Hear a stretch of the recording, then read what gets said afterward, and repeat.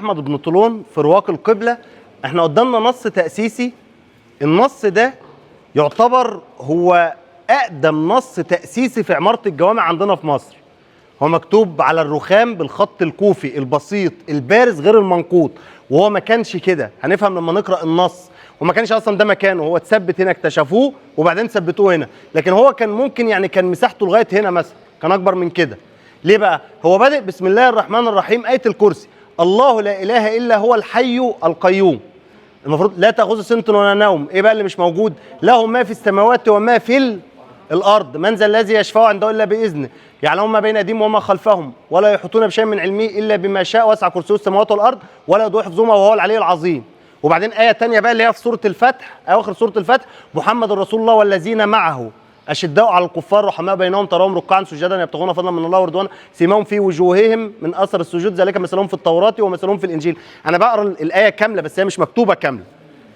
كزرع أخرج شطأه فأزره فاستغلظ فاستوى على سوقه يعجب الزراع ليغيظ بهم الكفار وعد الله الذين آمنوا وعملوا الصالحات منهم مغفرة وأجر عظيم. بعدين دخل في آية ثالثة: كنتم خير أمة أخرجت للناس تأمرون بالمعروف وتنهون عن المنكر ولو آمن أهل الكتاب لكان خيرا لهم. هنا الآية دي هي اللي ما كملهاش، دي الآية الوحيدة اللي ما كملهاش. وبعدين الآية الأخيرة بقى في آية رابعة كمان، يعني كده سورة آية الكرسي، وبعدين آخر آية من سورة الفتح، وبعدين آية كنتم خير أمة أخرجت للناس، وآخرها هنا لكان خيرا لهم ما كملهاش. وبعدين الآية بقى اللي دايما بتتكتب في عمارة المساجد: إنما يعمر مساجد الله من آمن بالله واليوم الآخر وأقام الصلاة وآتى الزكاة ولم يخش إلا الله فعسى أولئك أن يكونوا من المهتدين. كده القرآن خلص. هيبدأ بقى من أول هنا الكلام بتاعه. أمر الأمير، نحلل بقى كلمة كلمة. الأمير هنا اللي هو كان اللقب بتاع والي مصر في وقتها، الوالي أو العامل أو الأمير، كان له 3 ألقاب في الوقت ده. لأن في الخلافة الفاطمية كان اسمه إيه؟ الإمام. طب في السلطنة الأيوبية والمملوكية كان اسمه إيه؟ السلطان. طب في الدولة العثمانية كان اسمه إيه؟ الوالي. لكن هنا حاكم مصر من أول عمرو بن العاص، من أول ما عمرو بن العاص دخل لغايه سنه 358 هجري 969 ميلادي اللي هو بدايه الدوله الفاطميه، كان حاكم مصر اسمه ايه؟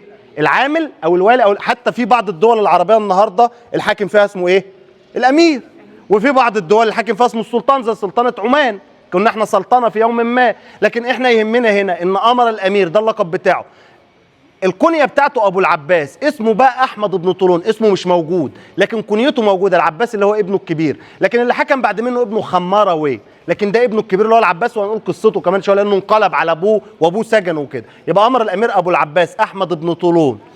وبعدين الكلام بقى مش موجود، ادعيه له: ادام الله له العز والكرامه. شايفينها؟ ادام الله له العز والكرامه. وبعدين ايه بقى؟ أنشأ هذا المسجد المبارك الميمون. يبقى بيتكلم عن هنا مسجد. دايما حتى في العصر المملوكي تلاقي الغالبية مدرسة، صح؟ أو جامع، لكن هنا مكتوب إيه؟ أنشأ. جاي معاكم يا جماعة؟ باينة؟ أنشأ هذا المسجد المبارك الميمون.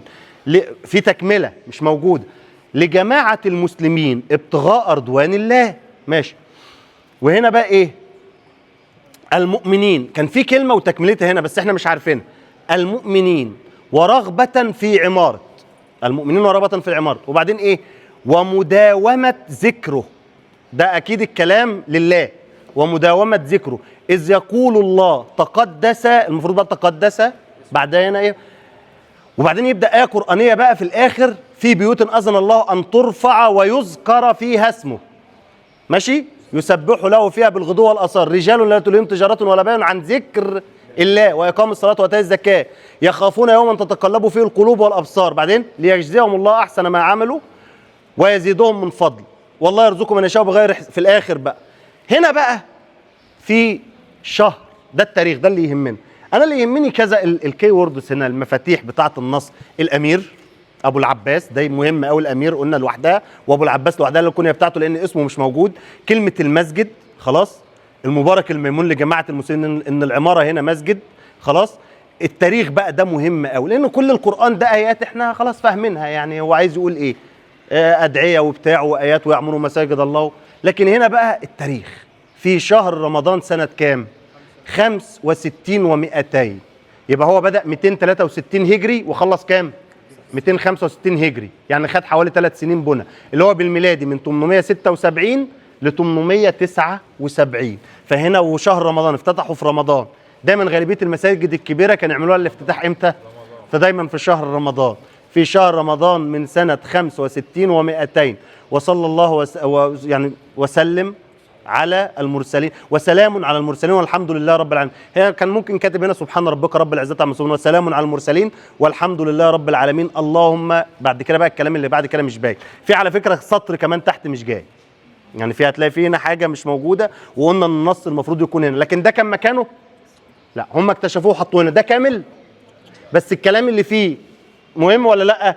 اسمه مش موجود بس كنيته موجوده، ابو العباس. خلاص، اقدم نص. في ناس كمان بيقولوا ان ده من اقدم النصوص في عماره المساجد في العالم. يعني انا رحت في جامع قرطبه، والله انا ما فاكر يعني لقيت اقدم منه ولا لا، بس بنتكلم ان 263 هجري او 265 هجري، فده قديم قوي. لان قلنا جامع احمد بن طولون هو اقدم جامع بقى على حالته، لكن اتكلمنا جامع عمرو بن العاص متبقي منه حاجه زي دي. في نصوص طب في نصوص اثريه قبل ده، في بس مش للجوامع. يعني في شواهد قبور عادي، يعني تلاقي في شواهد قبور من القرن الاول. على فكره عندنا ده القرن الثالث الهجري يا جماعه، ده منتصف القرن الثالث الهجري، بنقول تاني اهو 265. لكن من القرن الاول الهجري عندنا نصوص بس مش مش للجوامع. خلاص، في اي اسئله في الجزء ده؟ تعالوا بقى نتكلم